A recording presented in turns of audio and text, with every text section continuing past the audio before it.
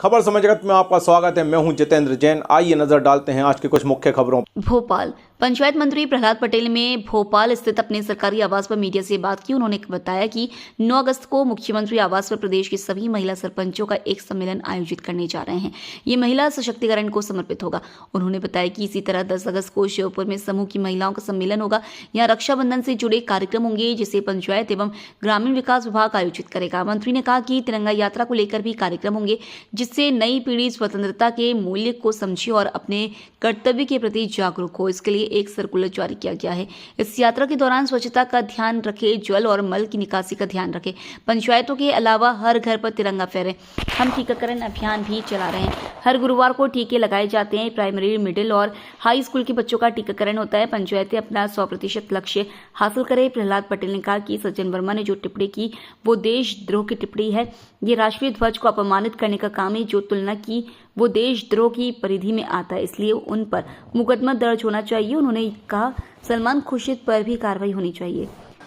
राजधानी के सभी इलेक्ट्रॉनिक, प्रिंट और फोटो जर्नलिस्ट का मैं अपने निवास पर आप सबका स्वागत और अभिनंदन करता हूँ।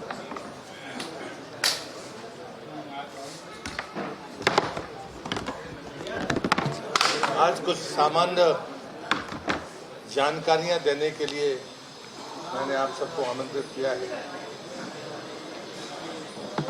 9 तारीख को जितने भी हमारी महिला सरपंच हैं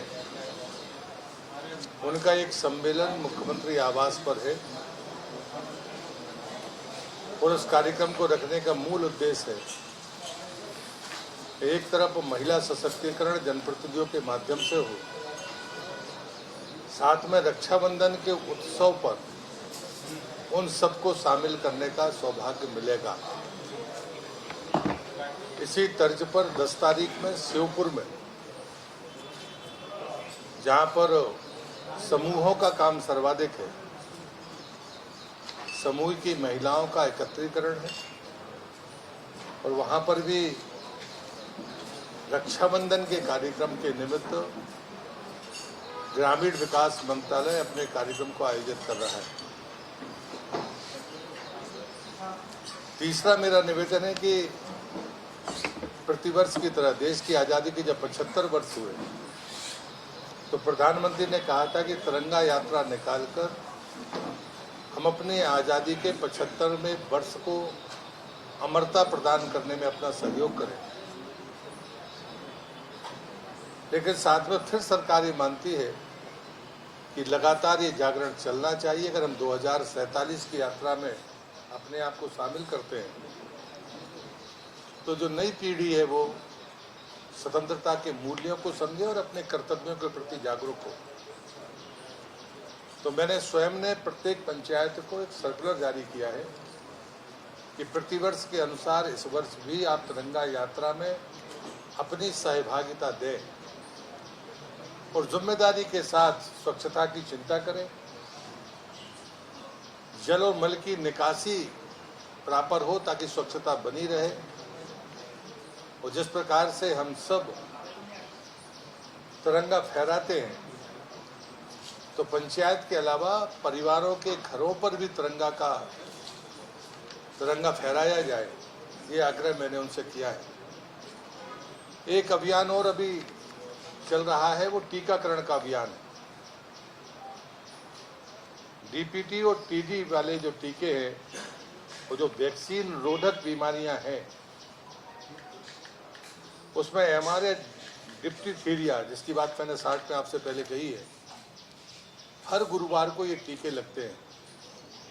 मैंने पंचायतों को निर्देश दिए हैं और कल वीसी के माध्यम से सीधे जिला पंचायत अध्यक्ष, उपाध्यक्ष, जनपद अध्यक्ष और उपाध्यक्ष से मैं बात करने वाला हूँ कि वो अपनी अधीनस्थ पंचायतों में इस बात पर जोर दें कि गुरुवार को ये टीकाकरण प्रति गुरुवार होता है, 100% जब तक ना हो जाए और इसमें प्राइमरी, मिडिल और हाई स्कूल के बच्चों का ये टीकाकरण है और पंचायतें अपने आप को 100% लक्ष्य प्राप्त करने का जो अवार्ड है उसको प्राप्त करने के लिए इस प्रतिस्पर्धा में भी शामिल हो और अपने कर्तव्यों का निर्वहन करें।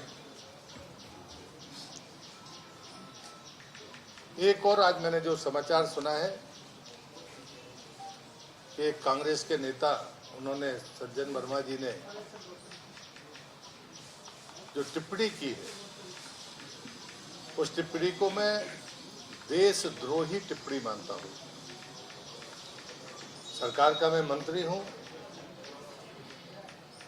और इसलिए मांग तो नहीं कर सकता, लेकिन मैं ये बात जरूर कहता हूं कि देशद्रोह का मुकदमा ऐसे लोगों पर लगना ही चाहिए। ये राष्ट्रीय ध्वज को अपमानित करने की कोशिश है और जो तुलना की गई है वो तुलना पूरी तरह से, जितना मैं कानून की समझ रखता हूं, देशद्रोह की सीमा में आता है, परिधि में आता है।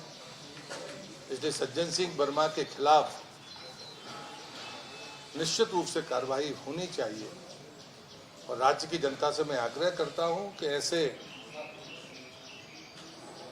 जो बयान आते हैं या वैमनस्य फैलाने की जो कोशिश होती है, इसको जनता भी नकारेगी, ऐसा मेरा विश्वास है।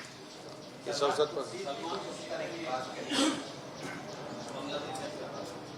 हाँ, मुझे लगता है कोई भी जो इस भाषा का प्रयोग कर रहा है, सलमान खुर्शीद भी हैं, तो उनके खिलाफ भी, क्योंकि ये भाषा देशद्रोही की भाषा है। विकास का निर्माण कार्यों को लेकर भारतीय जनता पार्टी के जो जनप्रतिनिधि हैं वो नाखुश नजर आ रहे हैं। लगातार चिट्ठियों में चिट्ठी लिख रहे हैं। पहले धर्मेंद्र पाल सिंह जी ने लिखी, फिर बीडी शर्मा जी ने, अब गणेश जी ने चिट्ठी लिखी है विकास कार्यों और सड़क निर्माण को लेकर।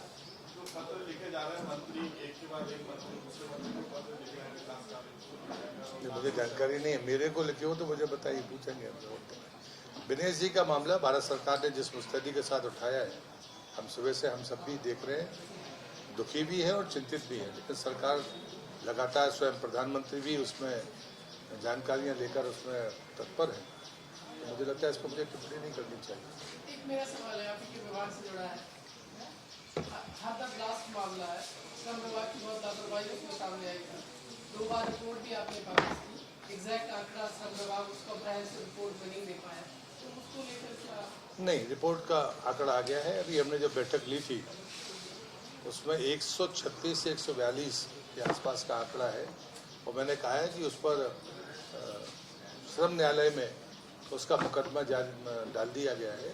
और मैं मानता हूं कि जितने प्रयास हो सकते थे, जो नाम हमको मिले श्रमिकों के, उनकी तरफ से हमारे मंत्रालय ने मुकदमा लगाया है मुआवजे के लिए और वो संख्या लेकर हमने 200 तक रखी है कि भविष्य में भी अगर कोई हमारे सामने क्लेमेंट आएगा तो हम उसको भी, ताकि न्याय कर सकें। क्या लापरवाही सामने आई? नहीं, देखिए, रिपोर्ट वापस करने का मतलब उसको रिजेक्ट करना नहीं होता। कोशिश होती है कि आपके पास में जो आंकड़ा है घायलों का, मरने वालों का, या रिकॉर्ड जो लोग वहां पर काम कर रहे थे, बात है ऑथेंटिसिटी की, कि हम और कितना प्रयास कर सकते हैं।